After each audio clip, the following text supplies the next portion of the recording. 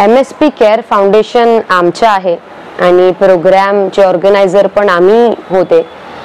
ऋता आव्हाड मॅडमनी काय कॉन्टेक्स्टमध्ये सांगितलं ह्या तुम्हाला माहित नाहीये, कारण तुम्ही तिथे नव्हतं.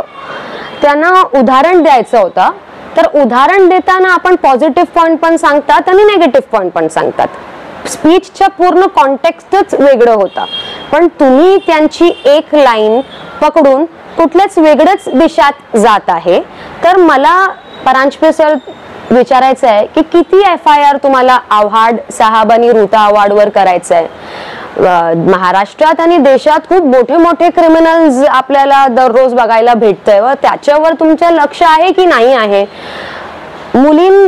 मुलींवर एवढे अत्याचार होत आहे. रेप आता जे महाराष्ट्रामध्ये जे आता एवढी लहान मुलींचा रेप झाला होता, मग त्याच्यावर तुम्ही का FIR ची मागणी नाही केली.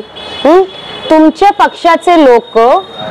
पक्षाचे लोक नितेश राणे सारखे लोक असा बोलत आहे की मस्जिद मध्ये घुसून मुसलमान लोकांना मारू, मग त्याच्यासाठी तुम्ही काय FIR ची मागणी नाही केलं.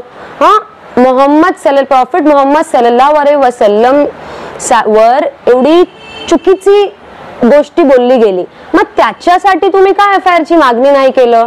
तर मला असं वाटतंय, मी काय एवढी मोठी नाही, खूप लहान आहे, तर माझा असं सुझाव आहे की आपल्याला या सगळ्या गोष्टीवर पण लक्ष द्यावं लागेल आणि या सगळ्या गोष्टीवर पण FIR ची मागणी जरा केली पाहिजे.